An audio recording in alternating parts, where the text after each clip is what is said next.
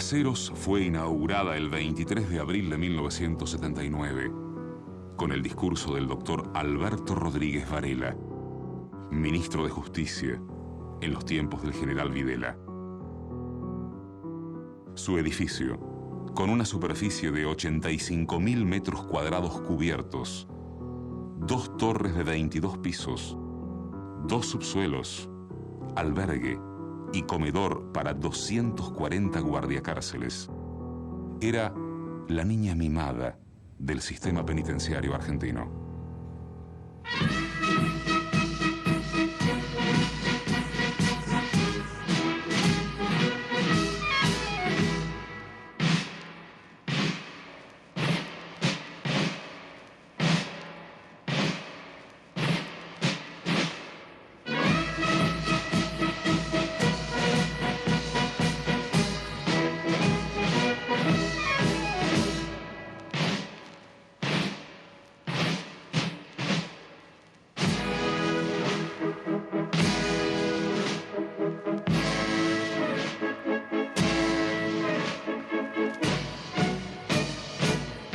Con la inauguración de esta cárcel de encausados, la República Argentina pone en evidencia ante el mundo su fidelidad a una tradición jurídica y política que se remonta a los comienzos de su vida independiente y que se ha orientado invariablemente hacia la creciente consolidación de los derechos y garantías individuales.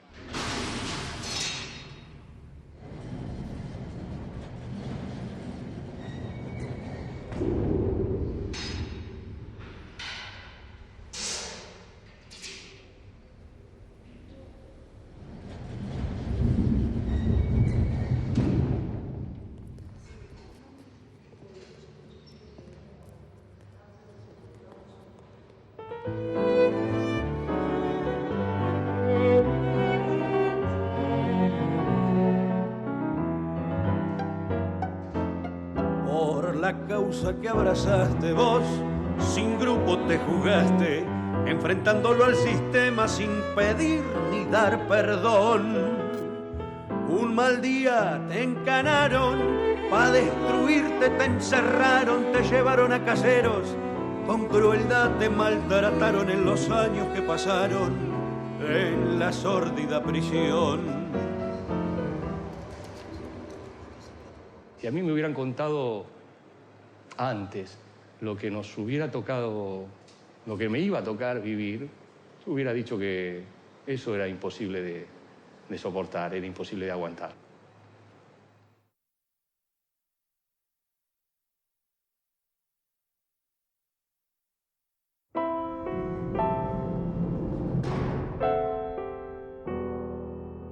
En general, todas las cárceles son lugares de dolor concentrado, esa es la verdad. ¿No? Yo, que vine la semana pasada acá, lo primero que sentí es eso, ¿no? Es cada pared, cada rincón, cada lugarcito es dolor de un ser humano. Y es muy importante poder entender lo que pasó en la vida carcelaria para poder entender cuál es el modelo de sociedad que hoy estamos sufriendo los argentinos. Esta cárcel fue empezada a construir durante el gobierno del doctor Arturo Frondizi.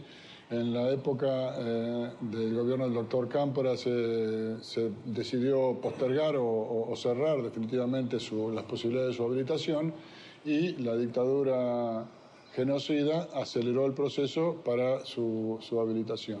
Y inventaron un campo de concentración absolutamente legal y además inaugurado con toda la pompa, en el medio de la ciudad de Buenos Aires, con obispos que los bendijeron y diciendo esto es un modelo de instituto penal.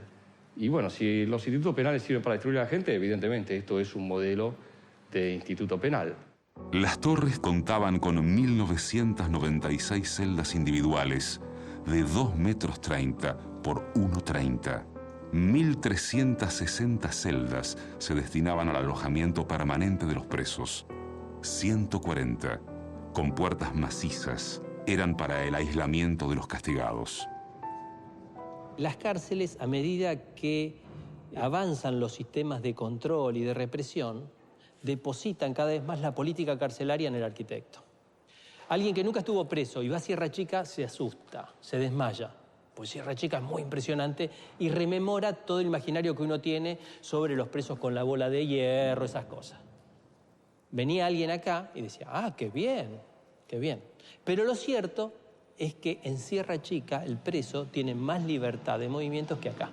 La arquitectura de esta cárcel contribuye mucho a todo proyecto que se proponga destruir a la persona que esté detenida aquí, sea un preso político o no sea un preso político. Nosotros veíamos que se estaba construyendo la nueva y la verdad que pensábamos que iba a ser terrible si quedábamos presos y se habilitaba esta cárcel porque veíamos cómo se estaba haciendo. Esto dentro de lo inhumano que es el sistema carcelario, esto era una cárcel más humana, digamos, que la nueva, que realmente es absolutamente inhumana. Es una especie de panóptico perfecto, en donde el preso está encerrado en una celda que tiene 3 paredes y la 4ª pared es todo reja. En ese momento era una cárcel que parecía de lujo, ¿no? Uno cuando camina ve mármoles, ve todo limpio. Lo presentaban como un hotel 5 estrellas, yo me acuerdo de esa palabra. Acá inclusive hasta los guardianes decían, esto es un hotel 5 estrellas. Era todo elegante, realmente.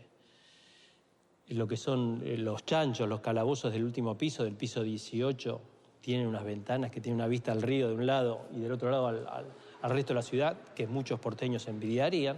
Pero a partir de que en Rawson empezaron a llegar algunos presos de caseros, que me impresionaron los primeros que llegaron, verdes. Estaban verdes, como muertos, como salía de la tumba, era un color... No me entendían, a mí me impresionaba mucho. Y se reían porque me impresionaba. Yo decía que estaban muertos, que no tenían sangre. Y acá uno veía cómo se iba deteriorando y cómo la cara se le iba transformando en una mancha blanca, en una mancha verde. Yo creo que lo que desata mi tuberculosis es la falta de sol directo. En una situación de deterioro, de contaminación ambiental permanente, de hacinamiento, a pesar de que pareciera ser que es todo muy cómodo, que cada uno tiene su celda. No había sol, no había patio, no podíamos compartir con otros presos que estaban acá mismo. Uno puede estar 10 años preso en esta cárcel y nunca lo toca el sol, porque los lugares de recreo previstos en esta cárcel no son al aire libre, son cerrados y están parcialmente rodeados por ladrillos de vidrio que permiten pasar mucha claridad, pero que no permiten el paso de la luz del sol. Tener visitas no de contacto, sino a través de un vidrio. Incluso acá hay un sistema arquitectónico que permite que los problemas de plomería se pueda controlar el preso desde un lugar increíble, que es detrás de los caños que están en el lavatorio, que están en el inodoro, cosa que en las otras cárceles, que eran más primitivas, no estaban. Este esquema hace que un solo celador, caminando por ese pasillo, tiene en ascuas a un grupo de 30 personas que si están haciendo sus necesidades en la celda, están a la vista. Si están comiendo, están a la vista. Están escribiendo una carta, están a la vista. Quieren hacer gimnasia, están a la vista. La característica justamente de esta cárcel es la absoluta soledad a pesar de la proximidad. Digo, acá uno está 23 horas encerrado sin ver a quien tiene al lado. Recuerdo que el director del Servicio Penitenciario Federal en aquel entonces era el señor Dotti, que visitaba regularmente las cárceles y siempre decía aquello de que a los presos políticos había que aplicarle la política de quebrantar, quebrantar y quebrantar. Es una forma de seguir manteniendo esa opresión dentro del sistema en que estamos viviendo, el capitalismo. Un sistema que obviamente tiene que multiplicar las cárceles porque al no dar solución a otros aspectos de la vida de la gente, al agravarse las condiciones sociales, obviamente se multiplican las causas para que alguien vaya a robar. Es como la quinta esencia, digamos, no fue adaptada, fue diseñada para esto, para el encierro, para el aislamiento, para que no haya sol, para que no haya nada que te pudiera consolidar como ser humano y supuestamente, entre comillas, recuperar para la sociedad.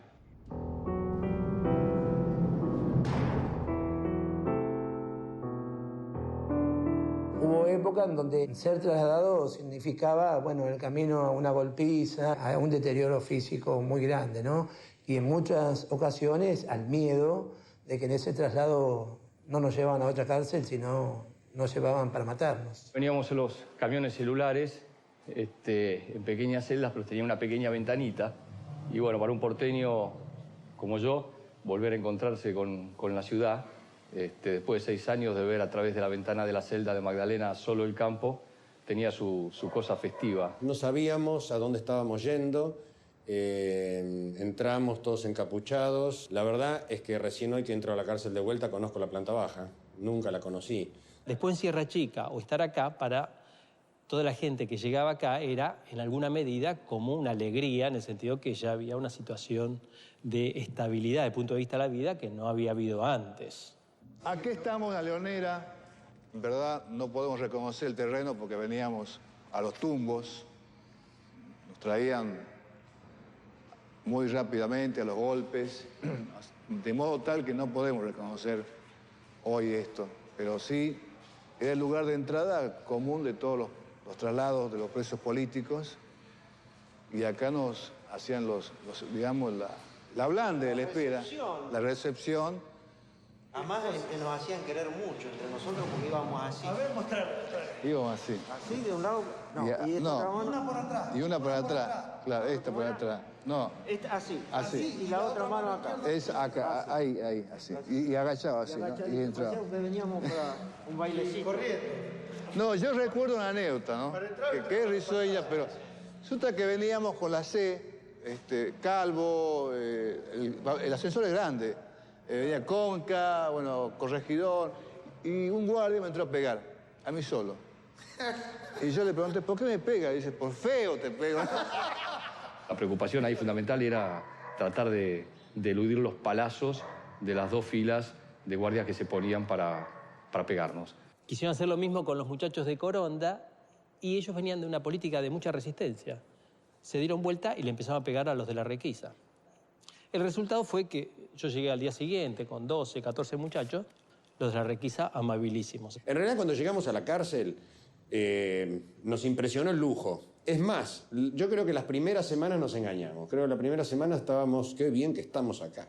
No sabíamos dónde estábamos, estábamos perdidos. Yo nunca había visto las autopistas de Buenos Aires. Entonces, cuando miramos por las ventanitas y vemos las autopistas, no entendimos dónde estábamos. Cuando me di cuenta que estaba en Casero, me produjo algo que ¿por qué a mí? ¿Por qué? No podía entenderlo, me agarró una desesperación, un bajón, una bronca, bueno, muchísimas cosas más que hicieron que me planteara qué me pasaba, ¿no? Porque era como que me había quebrado, era como solo el hecho de sentirme que estaba dentro de esta cárcel y pensar en los compañeros que había visto en Rawson llegando de esta cárcel.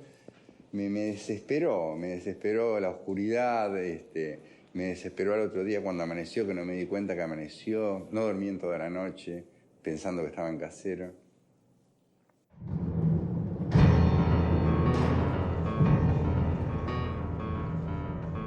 Son muy difíciles las sensaciones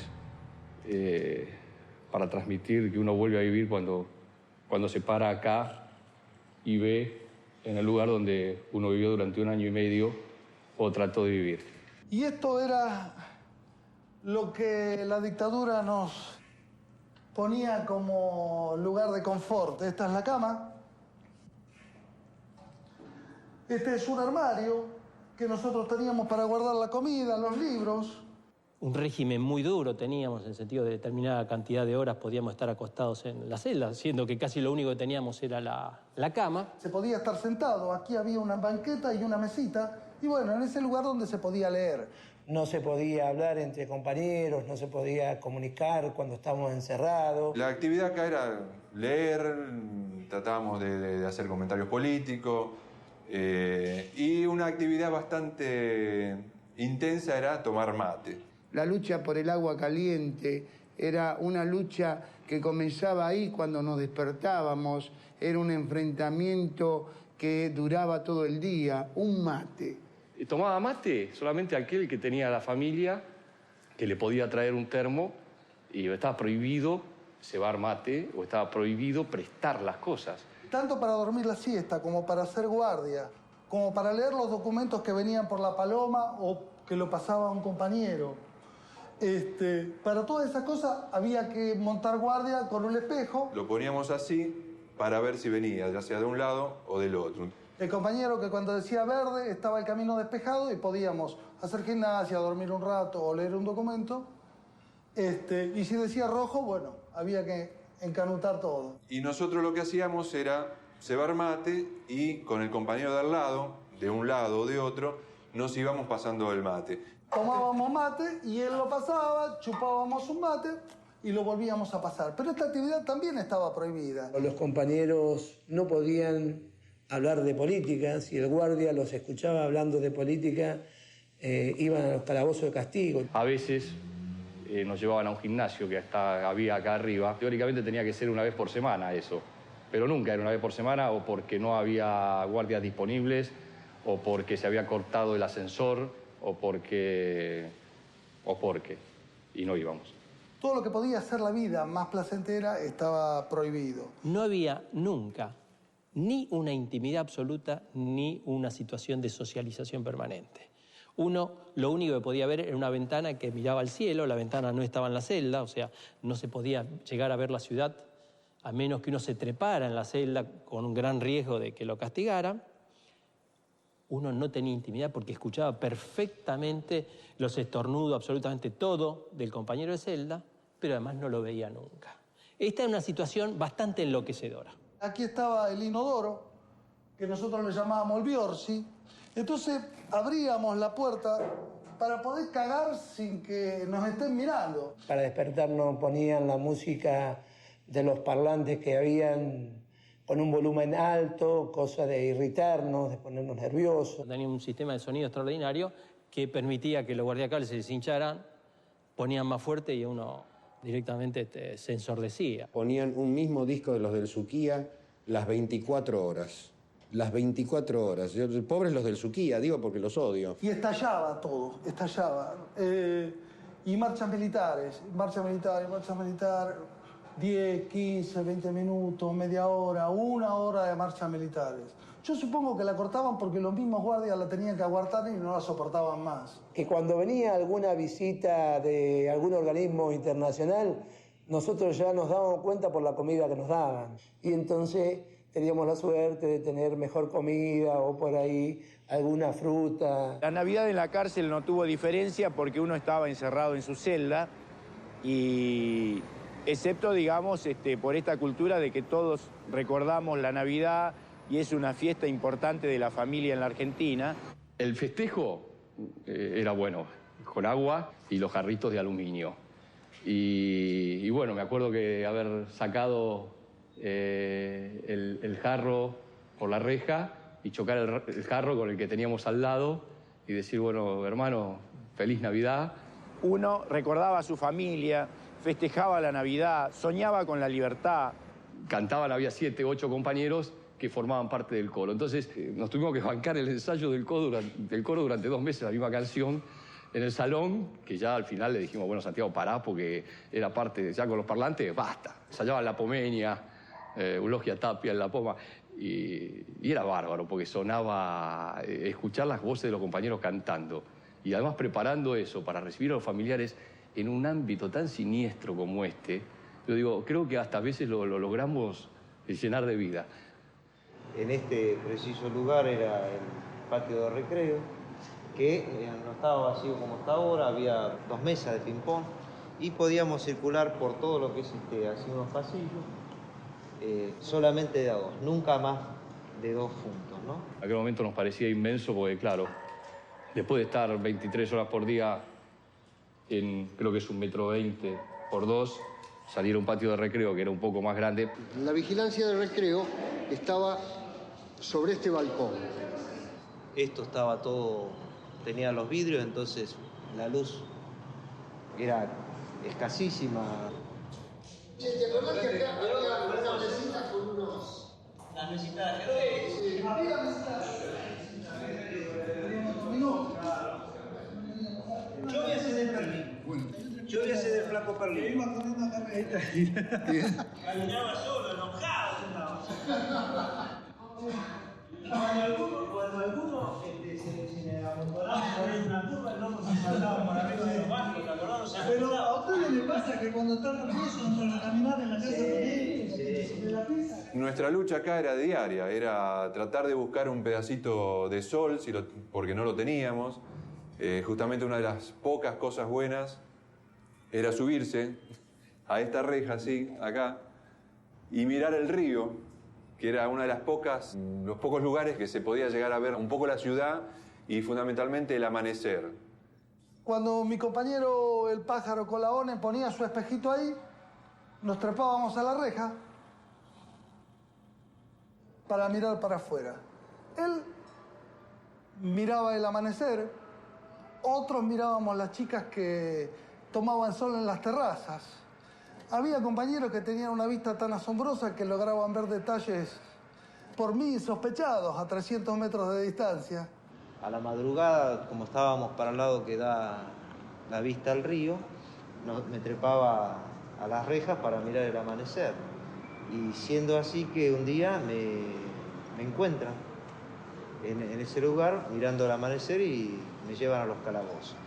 Y me llevan el parte de sanción para que lo firme, y el parte de sanción decía sancionado por subirse a la reja a mirar el amanecer.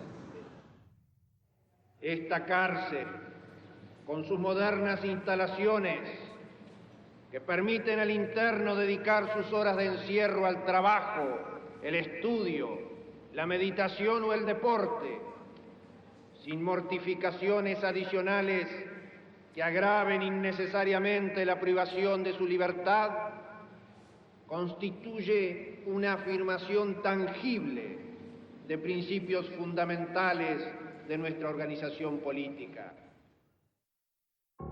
Las 96 celdas de la planta baja se utilizaban para los recién llegados, a la espera de su identificación, y también se destinaban al largo ablande antes de los interrogatorios. Esta es una celda de paso que estaba en la planta baja, que estaba todavía en la planta baja, y en la cual nos trajeron en el año 1980 para hacernos una especie de interrogación, que era la Junta Interdisciplinaria. Estaba compuesta por un teniente coronel, por un cura o dos, por un psicólogo, eran más o menos 15 los que la integraban. Tenían el objetivo fundamental de buscar el arrepentimiento de los presos políticos. Entonces, antes de esa junta, nos traían a esta celda, en la cual pasábamos entre 6 y 8 horas, sin comer, sin beber, sin ir al baño. Buscaban quebrar psicológicamente y crear de alguna manera división entre los presos políticos. Te pedían que vos firmaras un papel en donde vos renegabas de tu posición política, que no ibas a ser más subversivo, no ibas a ser más terrorista.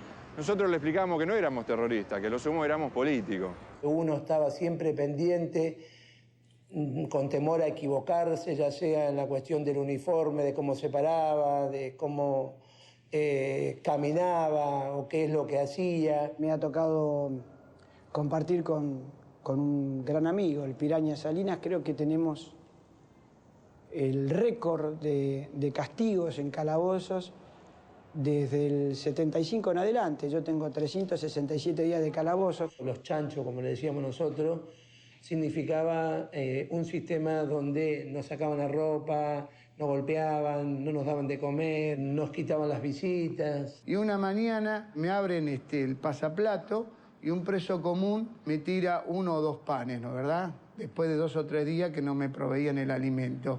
Y una sonrisa de ese preso común, que además me llamó por mi nombre y además me decía que era de acá del barrio y demás, me significó a mí hoy un recuerdo y una gratitud a lo que significaba la solidaridad. Allá al fondo entregaban los colchones y para ir a buscarlos había que correr. De modo que si no se corría, no nos daban los colchones. Estábamos en una lucha que era no correr para ir a buscar los colchones en los calabozos, lo que a su vez aumentaba el castigo, y el castigo a su vez significaba que no te daban el colchón, la frazada, y además no te proveían el alimento. Dentro del servicio penitenciario hay un cuerpo especializado que no tiene relación con los presos, que no tiene relación cotidiana y que tiene una función de revisar todos los objetos que hay en la cárcel, incluyendo, por supuesto, a los presos. Requisa se llama. Ese cuerpo de guardia que son feroces, que vienen con escudos, con cascos, como que vinieran a una batalla, ¿no? La requisa es sinónimo de terror en la cárcel. Entra pegando desde el principio para que el preso sepa cuáles son las reglas de juego. Primero nos revisaban a nosotros, nos hacían poner en una posición con las piernas abiertas, los brazos levantados, y después implementaban un sistema de cacheo que la mayoría de las veces era de vejación. Nos sacaban a todas las patadas de la celda, entraban como locos, 20, 30 milicos, sacándonos de a uno a las patadas con la cabeza gacha, desnudos a veces. Golpeando y gritando y qué sé yo, y todo, los gritos. Y después se desnudaban, se revisaban, y ellos se quedaban en la celda de cada uno haciendo 1000 salvajadas. Robaban todo lo que querían, pero robar, rompían, pisoteaban, ¿no? Algunas cartas o fotos de nuestros familiares y las encontramos por el piso, desparramadas o rotas. Justo en este pabellón, a un compañero que era paralítico, la requisa que se cayó, perdió no podía correr, por supuesto, porque estaba con sus muletas. La requisa lo pateó terriblemente acá en el suelo. La cultura carcelaria hace que el que trabaja acá termine convertido en represor, termine convertido en torturador. Yo estaba acá por lo que creía. Ellos estaban aquí por lo que podían comer. La diferencia era muy grande. Muchacho joven también, que maltrataba mucho a los presos, los maltrataba, lo hacía sufrir a propósito y groseramente, un pibito de 19, 20 años tendría. Y yo ya había oído que le iban a dar algún día un susto o lo iban a liquidar de un puntazo. Y entonces un día fui y le digo, mira querido, te pido que me escuches, estás maltratando a la gente vos, cualquier día te van a liquidar, te van a matar y es una pavada porque te vas a morir sonsamente. Hay un santo que decía que se cazan más moscas con una gotita de miel que con un tonel de vinagre. Trata bien a la gente, vas a ver cómo cambia todo. Y el pibe empezó a cambiar tanto, a tratar tan bien a todos, que lo sacaron enseguida, lo llevaron a otro. Los muchachos se reían y me decían, ¿vos te crees que te creyó algo de eso? Pensó que vos eras un mafioso que lo amenazabas vos, que vos lo ibas a liquidar.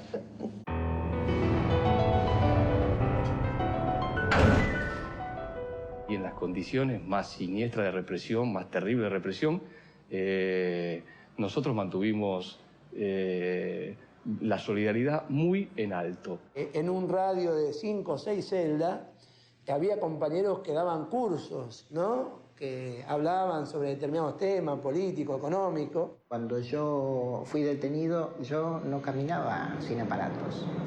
Y hoy yo voy hasta el baño, me ducho, no uso aparatos. Y esos fueron mis compañeros. Yo recuerdo compañeros que podían soñar. Recuerdo entre esos compañeros, por ejemplo, a Isidoro Helstein, que le escribía poesías a su compañera que estaba presa en Villa Devoto. La cita será a las 5 y los dos mirando el cielo, los ojos y no las manos, acudirán al encuentro. También teníamos una organización basada en la solidaridad y basada en el enfrentamiento a un enemigo que, bueno, en ese momento eran los militares. Teníamos bien claro que la salida era colectiva y que lo importante es que estuviéramos unidos más allá de las diferencias políticas y que el enemigo no hacía diferencia y que por lo tanto nosotros teníamos que responder con organización. En la cárcel de La Plata, cuando tuvimos la convicción de que nos querían matar a todos, porque ya habían matado a 2 compañeros, los que estábamos más comprometidos en ese momento dijimos, si vienen acá a matarnos, que solamente proteste y se rechifle, como dicen los presos políticos, el que está individualmente afectado. El resto, el que esté al lado, en la celda de al lado, que se ponga a leer un libro, porque si también protesta, lo van a matar también a él. Romper con las diferentes formas de solidaridad que inventábamos los presos era romper con las más íntimas convicciones de cada uno, destruirnos como seres humanos. Bueno, eso no lo lograron. En estos años difíciles, en los que después de derrotar a la subversión, los argentinos queremos consolidar la paz y asegurar la vigencia plena del Estado de Derecho, tal como lo expresan los documentos básicos del proceso de reorganización nacional. Había libros que se autorizaban y libros que no se autorizaban, de acuerdo a los títulos, de acuerdo al pensamiento de los ideólogos. No recuerdo bien si aquí teníamos Biblia, pero sí recuerdo que en La Plata, los que veníamos de la cárcel de La Plata la teníamos prohibida. Monseñor Plaza había dado esa orden porque le dábamos interpretación subversiva. En Rawson, por ejemplo, no tuvimos libro durante más de 1 año y pico y solamente nos dieron en alguna ocasión la Biblia para leer. Francisco Santucho estudiaba los idiomas indígenas y a él no le dejaban entrar un diccionario en quechua porque decían que podía ser clave que utilizaban los subversivos para comunicarse, qué sé yo. No entraban libros ni de química ni de derecho, digamos, ¿no? Así que me hubiese podido dedicar a la literatura. El Servicio Penitenciario Federal escribió un régimen carcelario no para cumplirlo, sino para mostrárselo a la OEA, a la Comisión Interamericana de Derechos Humanos de la OEA. De casualidad me enteré de ese régimen y entonces le pedí a unas tías mías que me trajeran unos libros de sociología. Me los trajeron y no me los dieron. Teníamos revistas censuradas. En este hospital yo no tuve diarios. Recibíamos la revista Gente o 7 Días y el diario totalmente recortados. Nunca una bikini, nunca una nota política. A veces hasta las notas del deporte venían recortadas. Sentí la angustia de que te pasaran los partidos y te cortaran los entretiempos para que no te enteraras de lo que pasaba. Las noticias de los diarios eran la entrada y salida de aviones, el horóscopo, algunos chistes, no todos. En Rawson eran más estrictos con algunos textos. Acá con literatura no había dificultad. Una de las grandes alegrías que teníamos era cuando por ahí en un recorte se les escapaba una noticia política y en una noticia de deporte salía que se había cantado la marcha peronista en el Mundial de Fútbol. Para nosotros la comunicación era fundamental, nos permitía estar vivos, nos permitía todavía seguir manteniendo información de la buena y de la mala. El agujero que se ve acá, en el fondo es todo un pasillo que comunica hasta el piso 17. Nosotros lo único que sabíamos que por una rejilla que hay ahí arriba, con lo que denominábamos las palomas, pasábamos mensajes al compañero de abajo de otro pabellón. Los caramelos eran los mensajes y muchas veces se escribía en el papel finito de esos de armar cigarrillo y se doblaba 2 o 3 hojas y se pasaban o se dejaban en algunos lugares del patio. Cuando nos sacaron de acá nos dimos cuenta que los que estaban a cargo pasaban por ese pasillo y nos interceptaban los caramelos. Los agarraban, los leían y los volvían a poner. Una de las formas también de comunicarnos era a través del Biorsi, lo destapábamos, le sacamos el agua y podíamos comunicarnos con el de abajo o con el de arriba. Eso implicaba toda una técnica y además el riesgo porque el hablar por el inodoro produce problemas de angina. Entonces, en otras cárceles solíamos tener lavandina para poder hacer eso. Acá no lo teníamos y bueno, constantemente eso nos afectaba la garganta, sufríamos, sí. Pero tampoco no podíamos dejar de comunicarnos. La vez que nos fuimos hacia la Unidad 9 de La Plata, después de haber caído varios caramelos de sobredenuncia, nos trasladan a todos. Entonces, cuando nos hacen el traslado y que nos cantan una canción, nos ponen un disco, una canción que decía algo así como que la torre en guardia no se va a rendir, daban en la misma grabación el nombre con lo que era el nombre de guerra de cada uno de los compañeros, como haciéndonos ver que ellos sabían todo de nosotros. Y las palomas eran pequeños envoltorios que se ataban con los cordones de la zapatilla y que se pasaban a través de la ventana de pabellón a pabellón, de arriba a abajo o viceversa. Para poder tirar la paloma teníamos un medio salamín que nos había quedado es cierto. del último paquete y no lo comíamos. ya hacía como un mes que estábamos sin nada de comida. Para colmo, la comida era un plato de sopa aguada con un pedacito de acelga y 3 o 4 arroces. Pero nosotros conservábamos ese medio salamín porque lo necesitábamos como peso. Para hacer la paloma, claro, porque no teníamos otra cosa que le diera peso a la paloma. Un compañero de otra celda, un día tiramos la paloma y nos comió el salamín. A los grises gambeteaste, en los chanchos aguantaste, cada día que pasaste sin comida y sin colchón. Las palomas vos mandaste, las denuncias las sacaste, cuántas cosas inventaste en la diaria resistencia de la guerra que libraste en la sórdida prisión. Vejaciones vos sufriste, la requisa la bancaste, hasta el día en que te fuiste a encontrar la libertad. Nuestra lucha en este frente, que era el frente de la detención, de algún modo fue posible por la participación solidaria de nuestros familiares. Ha sido una presencia, la de los familiares, que junto con la convicción política ayudó a que uno bancara años y años en situaciones terribles.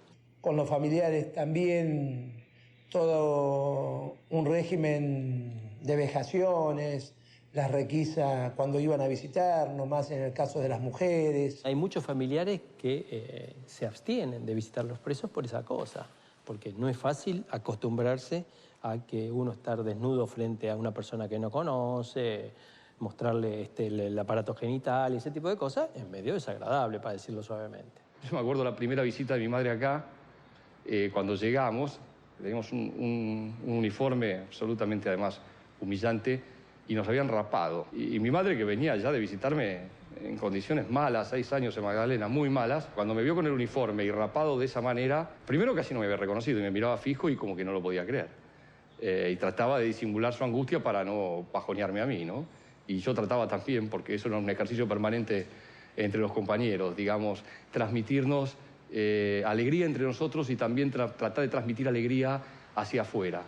En el 78 lo secuestraba mi hermano y mi mamá para el 79 tenía un problema de artrosis grave y sin embargo se atrevía a venir acá. La recuerdo cómo salía apenas caminando, porque tenía que caminar con bastones, ¿no? Con esos trípodes que usan la gente que tiene artrosis, apenas casi arrastrándose hasta poder sentarse en el banco, muy incómodo para ella, y conversar conmigo, como un esfuerzo impresionante que hacía. En este mismo lugar, del otro lado, estaba mi viejo, estaba mi vieja, estaban mis hermanos, y bueno, la hora de visita se pasaba de una manera terriblemente rápida. También hay que destacarlo, siempre han apoyado más las mujeres que los hombres, ¿no? Más las madres, las tías, las hermanas que los hermanos.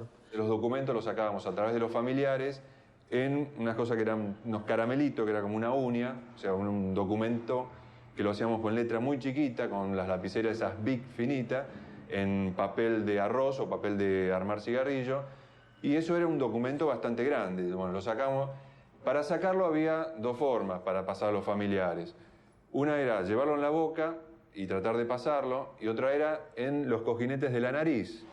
Bueno, yo una vez me metí uno y no me salió hasta que no salí en libertad, que tuve que ir a un médico que me lo sacó con una pinza. Quiero traer a la memoria al padre y al hermano de Pepe Bronte, un compañero entrañable, querido, al hermano de Villanueva,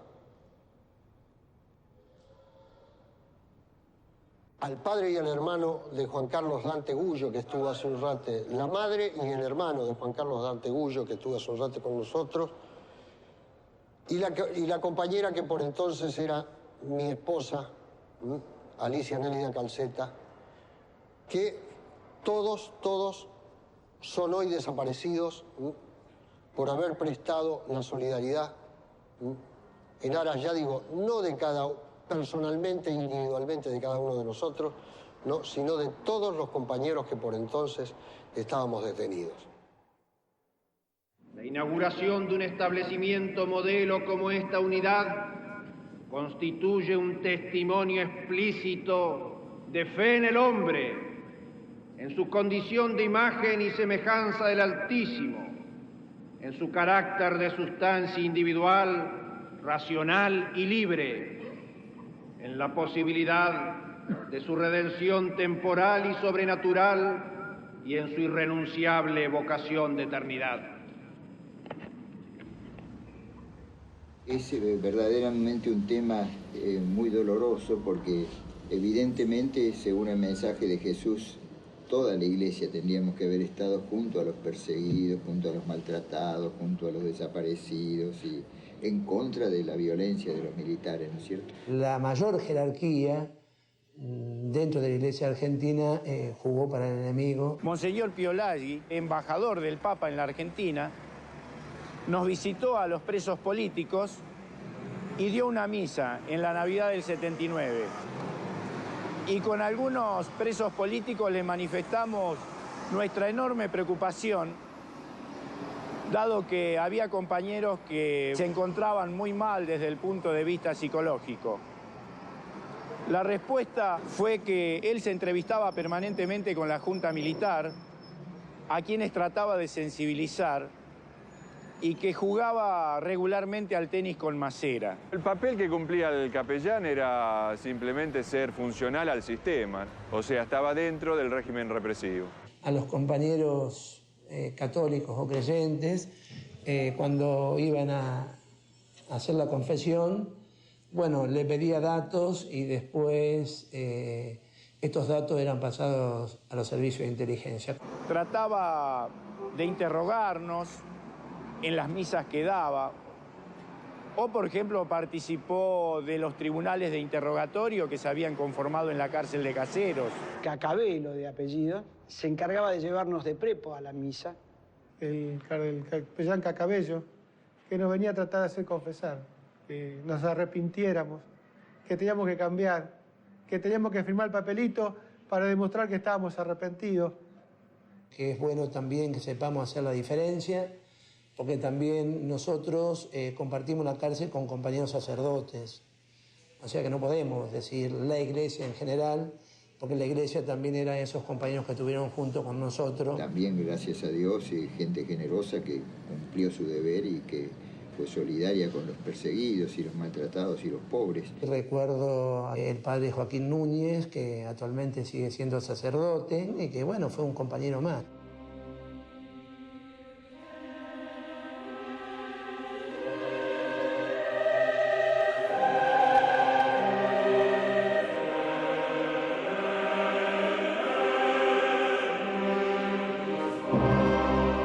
Esta es la capilla donde periódicamente veníamos a escuchar misa.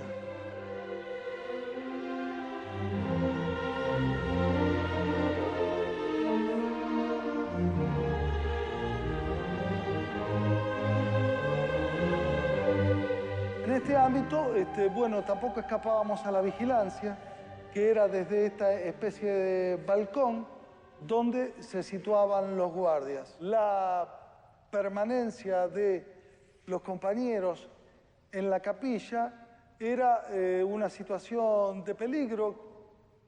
Recuerdo una misa muy particular en la que el cura nos habla de Jonás y nos cuenta que, bueno, Jonás, como todo hombre que había desobedecido el mandato divino y se había embarcado clandestinamente en una nave, y en esa nave se desata una gran tormenta. El capitán de la nave descubre que había evidentemente algún pecador y el cura dice: yo no sé si le habrá dado picana o qué, pero Jonás cantó todo inmediatamente y entonces lo tiraron por la borda.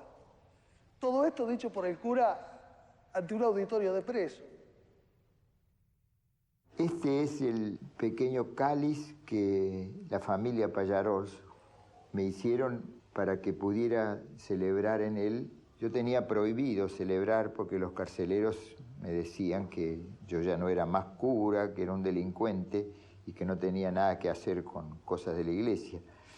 Y entonces había comenzado a celebrar con una tapita de Coca-Cola. Cuando ellos se enteraron me dijeron, Antonio, ¿cómo vas a hacer eso? Te vamos a hacer nosotros una joyita, vas a ver qué lindo. Cada uno libró una discusión en su interior respecto de si valía la pena concurrir a un lugar en el cual oficiaba misa gente que colaboraba con la represión. Solíamos concurrir a misa, sobre todo porque era una buena ocasión para salir de la celda y encontrarnos en un lugar común, a pesar de que no nos podíamos comunicar, nos podíamos ver y hasta saludarnos con la mirada. Podíamos juntarnos todos los compañeros y disfrutar de la hermandad, de tomarnos la mano, de cantar. Esa comunidad entre los compañeros era lo que redimensionaba la misa. Este es el sector de identificación donde nos hacían tocar el pianito, o sea, poner los dedos, ahí está el aparatito, y están los libros de registros de entradas y salidas, como este. Claro, exacto. Y bueno, justamente una cosa histórica que recién en la oscuridad estábamos mirando estos libros y acá Dante se encontró, abre uno y dice, a ver qué año es. Contale ahí cómo. Oh, lo curioso es que abrís un libro y digo, fíjate que por ahí estamos nosotros. Digo, me parece que sí, porque coincide el año. Y cuando él dice, sí, está vos, yo estaba marcando donde estaba mi nombre y apellido, ¿no? Sí.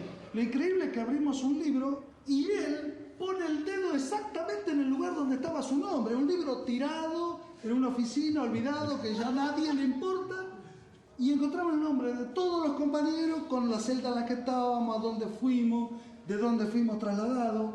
Y realmente estaba el viejo Cambiazo, está el viejo Luna, bueno, acá está todo el gringo Lesca, están todos los compañeros, ¿no? que estamos acá. Los cambios se hicieron, los movimientos. Jaime Martín, el loco Jaime. El loco Jaime, que ahora está en... El Obi Antonucci, Alfredo Antonucci. Diputado provincial. Compañero. Turco Gil. Marcelo Luis. Habría que Bolívar. pedir una fotocopia. ¿Qué dice? Pascual Reyes.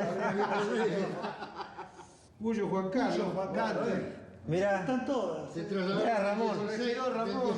Corregidor, lo trasladaron por feo. Sí. En este lugar compartí muchas horas con el viejo Cambiazo. Viejo Cambiazo, un tipazo, que mataron después, unos días antes de la vuelta de la democracia. Yo recuerdo que estaba el viejo Becerra, que fue un importante científico de la CONEA, y tenía toda la imagen del científico loco, y que cuando fuimos un día a sacarnos sangre, tenía una camiseta llena de agujeros. Entonces la enfermera, cuando se saca la chaqueta, le dice, perdóneme, dice, ¿a qué se dedicaba usted cuando estaba en libertad? Y él, que era muy despistado, así mirando por otro lado, dice, no, yo era profesor de la Balseiro, era físico nuclear. Entonces la mujer lo miró y le dijo, no, en serio, le pregunto. En Rawson, donde estuve más tiempo, estuvo el compañero Menajowski, que trabaja junto con nosotros aquí en la CTA. Bueno, pasaron compañeros conocidos como Luisito Leaplace, Humberto Tumini, el Amarillo Llenó. Bueno, de los compañeros peronistas estaba Copelo, estaba Morales Mí, estaba Sosa Padilla, que era de Tucumán. Julio Troller lo mataron. Francisco Santucho lo secuestró el ejército y fue tirado desde un avión en Santiago del Estero. Valderrama también fue secuestrado y muerto. Digamos, los únicos sobrevivientes de ese pabellón son La Peña y Hernán Pereira y yo. En el camino quedaron unos cuantos compañeros. Compañero que era presidente de la Federación Universitaria de Lomas de Zamora, Julio Molina, está hoy desaparecido. La compañera Cristina Bonposto, que era militante de la JUP, también está desaparecida. El compañero Oserín, que era secretario académico de la universidad, está desaparecido. Compañero Moncho, también está desaparecido, no conozco. Uno de los hermanos Muso, que estudiaban en sociales en la universidad, también están desaparecidos. Mi hermana también está desaparecida, que también fue estudiante de la Universidad de Lomas.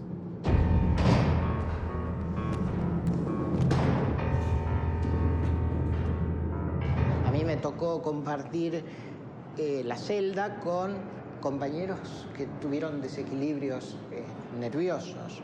Uno, yo sé que todavía hoy estos ruidos le están martillando en la cabeza y lo están alejando de la realidad.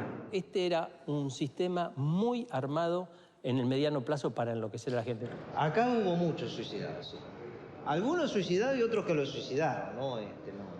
Hubo compañeros que lamentablemente fueron quebrantados, sufrieron desequilibrios psicológicos muy fuertes, como el caso de Padilla. Le pregunté por qué estaba, no me dijeron nada. Pasó el día, no me dieron ropa, no había mucho movimiento, pero yo seguía muy mal y cada vez peor. Y pensaba en compañeros que yo había visto quebrarse, digamos, que había visto deteriorarse psíquicamente, pensar en cosas raras. Y me agarraba la desesperación conmigo mismo de que no me estuviera ocurriendo eso. En un pabellón igual que este, fuimos todos testigos del suicidio o la muerte inducida o el asesinato, mejor dicho, de un compañero de apellido Toledo. La represión se había dado cuenta perfectamente bien de que él estaba muy mal. Y entonces es evidente que actuaron sobre lo mal que él estaba. Recordarlo hoy a él es recordar sus imágenes en el patio con las manos dentro de la chaqueta, con la vista baja, caminando solo, y nosotros tratándolo de ayudar en lo posible, porque hay una ayuda que se da a través de la solidaridad y que es la que podemos o podíamos dar los compañeros que estábamos acá adentro, y otra ayuda que es necesariamente profesional, médica, y que no fue dada, o fue dada y quitada. Y yo recuerdo la sensación de impotencia de todos al ver cómo él iba aislándose en sí mismo, metiéndose adentro, aislándose de todo y deteriorándose. Hasta que un día acá llamaron para el recreo, salíamos de 6, 7, 10, dependía de las guardias, iban abriendo las celdas. Bueno, me abrieron la celda, camino en fila india como había que caminar, y veo que él se había quedado en la celda. Estaba sentado en la cama, ahí, su espalda apoyada en la pared, y estaba mirando para abajo. Entonces yo le digo, dale, dale, vamos a jugar, vamos a caminar. Y bueno, no me decía nada, solo me acuerdo, giró despacio la cabeza y me miró a los ojos.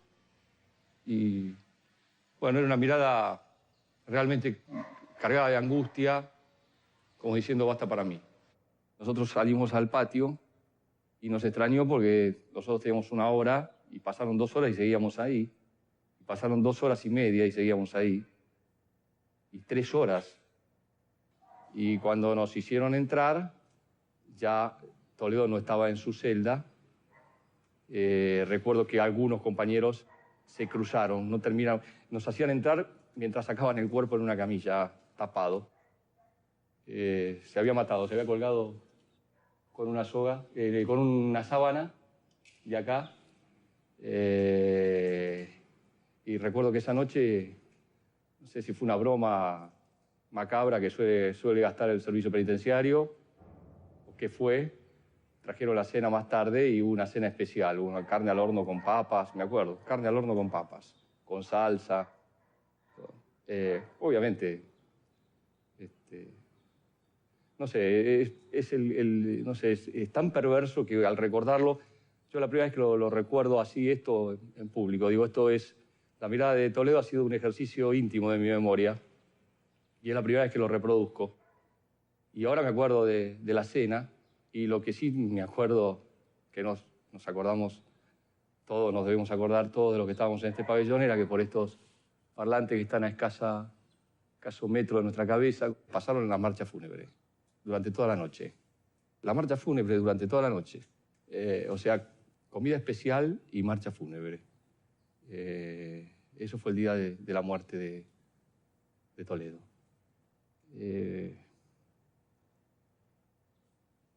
Me senté en el borde de mi cama, me agarré la cabeza, habré llorado, no sé, 2, 3 minutos y después uno recuerda que uno no puede llorar, que si uno llora ahí uno se debilita y si uno se debilita aprovechan y golpean, de modo que bueno, había que reponerse, respirar hondo, sacar pecho y bueno, seguir jugándola para no seguir el camino de él, ¿no?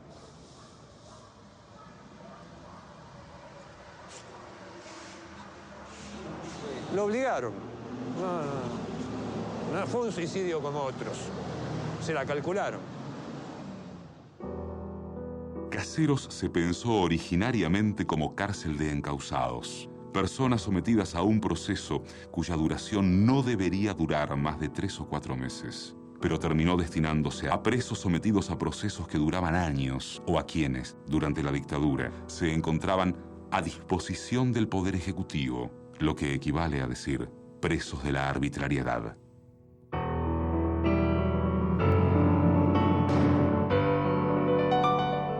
El porcentaje mayor era de compañeros que veníamos de militar en el espacio del montonerismo.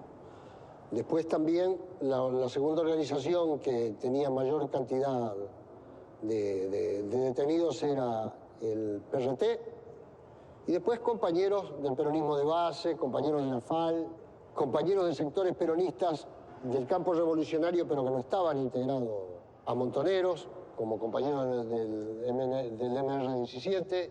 Yo fui detenido por militar en la Juventud Universitaria Peronista, que era una estructura de superficie de la organización Montoneros de la época. Militaba en la Universidad de Lomas de Zamora. Yo fui detenido en abril de 1970. Se me acusaba de integrar un grupo guerrillero que había tomado o intentado tomar una comisaría en Rosario, la comisaría 20. El grupo se llamaba Comando Che Guevara. Empecé a militar en el peronismo, en lo que fue la Juventud Peronista en el 72. Me integré a Montoneros y milité en distintos frentes, ¿no? Fui delegado de la UES, fui delegado de la JTP en la cervecería de Quilmes.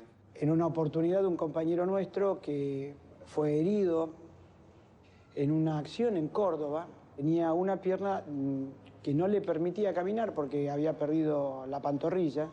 Le dieron la orden de salir de las duchas y yo me quedo con él, porque no se había podido vestir, entonces había que ayudarlo. Y además era un combatiente, no un terrorista, un combatiente. He militado desde la adolescencia en distintas corrientes del movimiento peronista. Fui dirigente sindical del gremio bancario. Asumí el compromiso de lucha del movimiento montonero. Milité en el marco de la Juventud Trabajadora Peronista. Me llevaron el 20 de marzo de 1975, cuando el ministro Rocamora, del gobierno de Isabel Perón, dijo que había un complot subversivo en todo el cordón industrial del río Paraná, que iba desde Zárate Campana hasta San Lorenzo, en provincia de Santa Fe, con el centro en Villa Constitución. Decían que estaban llenos de guerrilleros. Detuvieron más de 300 compañeros con un operativo que cerraron toda la ciudad. Metieron preso a los directivos del sindicato, a la comisión interna, delegados, activistas, y hubo una reacción de la gente. Los trabajadores metalúrgicos hicieron un paro por 2 meses, que fue quebrado a sangre y fuego, matando compañeros, secuestrando, rastreados.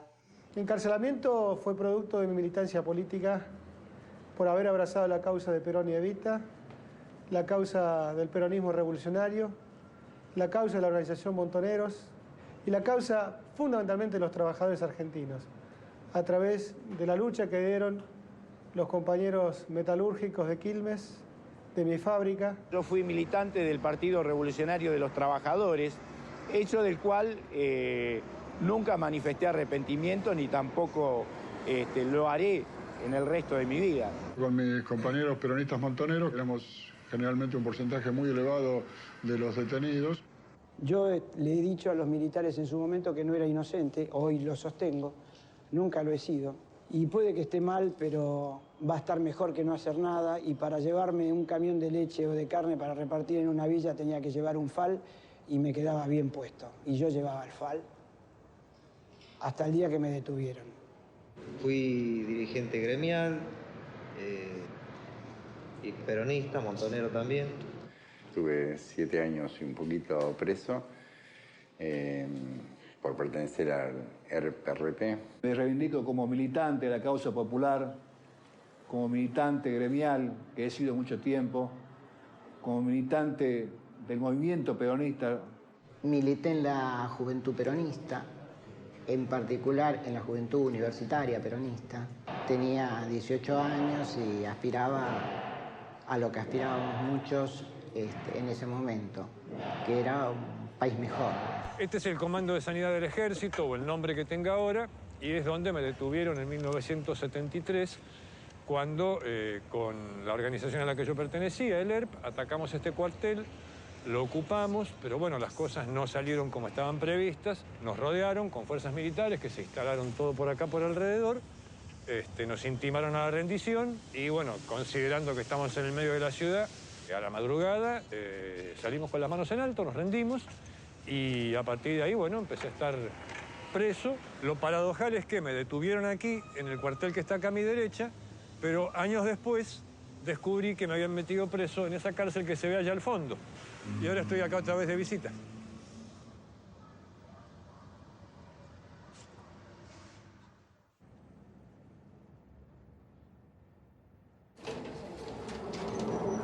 Subir la cara y ver el sol y cerrar los ojos por el sol, después de haber salido de esta cueva, me parecía la gloria. Y estaba en la cárcel de Rawson. Me cortaron el pelo, me sacaron el bigote y dije, bueno, me quedo acá. Y me quedaba preso, yo ni pensaba, me quedo acá. Y estaba contento, bueno, vuelvo a La Plata, no es tan malo, digamos, después de todo. Firmé un acta y me dijeron, váyase. Yo hacía 12 años, 7 meses y 10 días que estaba preso y me dijeron, váyase. Y bueno, me sacaron y me llevaron al juez y me dieron la libertad. Y la libertad, bueno, estar en libertad después de 7 años y 3 meses es muy lindo.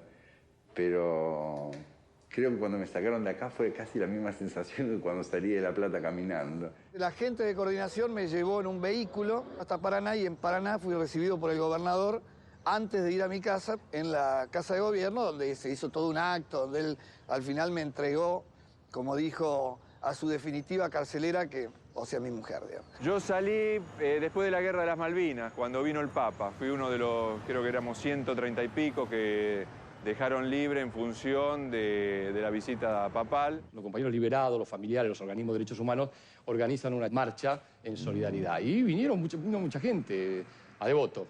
Y nosotros nos asomamos a la ventana de los pabellones de Devoto y sacábamos banderas y saludábamos. Y además veíamos caras de amigos ahí y gente que estaba ahí, a metros nuestros, amigos de toda la vida, amigos del barrio, familiares. Lo que pasa es que eso a los milicos les trajo el recuerdo del 25 de mayo del 73 y les hizo temblar. A partir del 1 de febrero de 2001, Caseros dejó de recibir presos. Se había decidido su demolición. Esos golpes que se sienten es la situación de una cárcel que va a ser demolida. Esto no va a existir más, la ciudad va a recuperar tierra. Entre estos ruidos que todavía me traen recuerdos de aquellos ruidos de rejas que se cerraban y que hoy significan que se está demoliendo la cárcel. La verdad que si les quiero sintetizar esto me alegro mucho que esto se destruya. Realmente esto, que lo demuelan, es una mierda esta cárcel. Se aguantó y salimos y estamos acá testimoniando y estamos acá celebrando que esta cárcel huele a la mierda.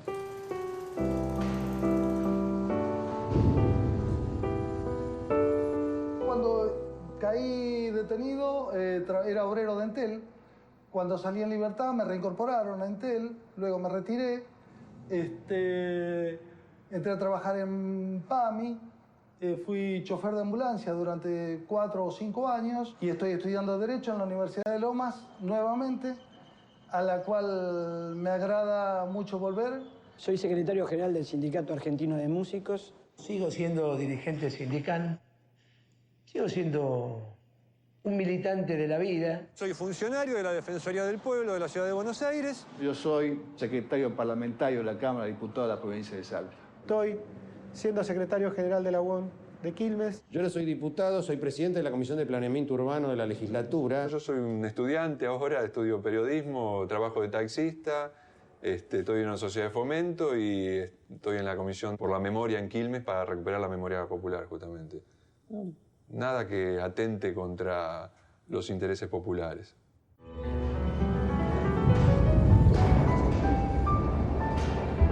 De la experiencia extrema de lo que fue la cárcel, la tortura, la caída, la ansiedad por zafar de situaciones límites, sobrevivir para hacer esto, para declarar, para contar, sobrevivir con dignidad, no llevarse a nadie, realmente son experiencias que uno difícilmente las pueda poner sobre la mesa ordenadamente y difícilmente las pueda poner sobre la mesa de manera neutral. Yo tenía 22 años, la mayoría de los presos tenían 22, 23 o 24 años como máximo, y todos fuimos puestos presos, secuestrados en el 75, porque luego no hubo presos. Teníamos nuestra utopía encarnada en las luchas populares.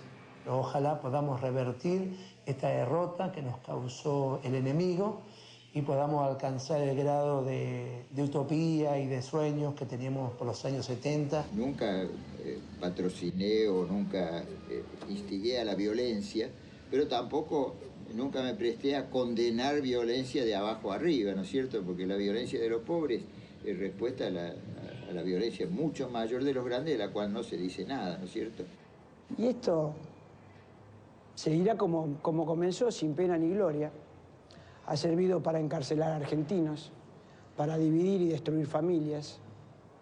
Más allá de todos los errores que se cometieron, yo creo que en la década del 70, por lo menos, la gran mayoría de los luchadores, militantes populares, creíamos que podíamos transformar la sociedad y el mundo. Lo que habría que ver es qué fue, ¿no? Qué se hizo de esos militares, de ese cura, de esos médicos, de esos psicólogos que eran los que nos enjuiciaban, y qué fue de la inmensa mayoría de los que estuvimos presos en la sociedad actual. Y nosotros, de algún modo, tenemos la dicha de haber sobrevivido a esta experiencia, gracias al compañerismo, como otros lo mencionaron, y hoy día poder decir que gran parte de mis mejores amigos y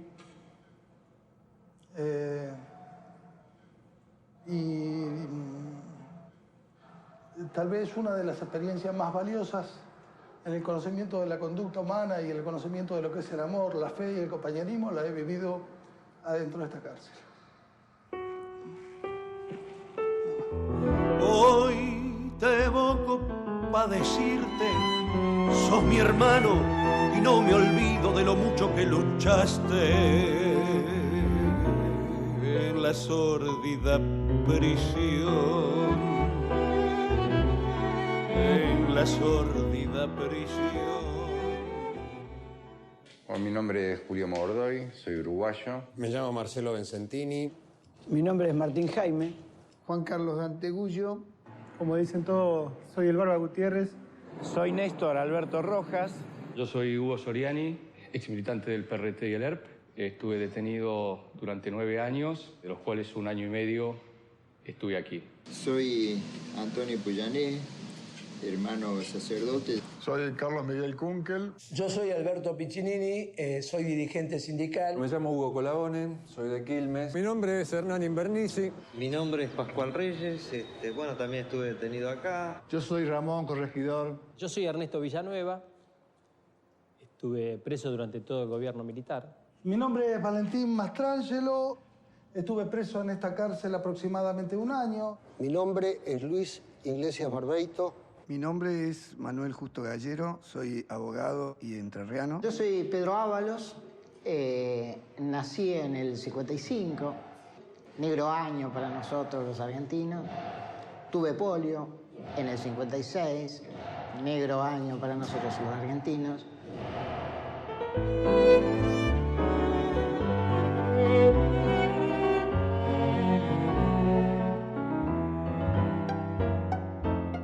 Por la causa que abrazaste vos, sin grupo te jugaste, enfrentándolo al sistema sin pedir ni dar perdón. Un mal día te encanaron, pa' destruirte te encerraron, te llevaron a caseros, con crueldad te maltrataron en los años que pasaron en la sórdida prisión. A los grises gambeteaste, en los chanchos aguantaste, cada día que pasaste sin comida y sin colchón.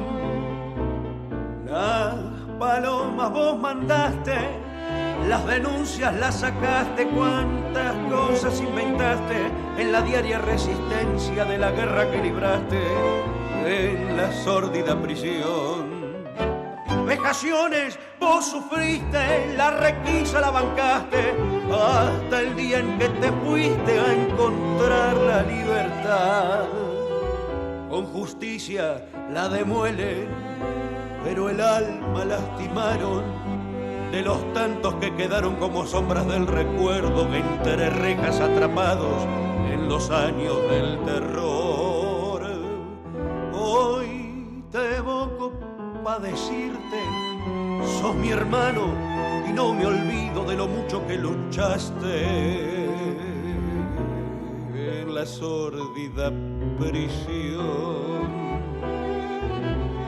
en la sórdida prisión, en la sórdida prisión.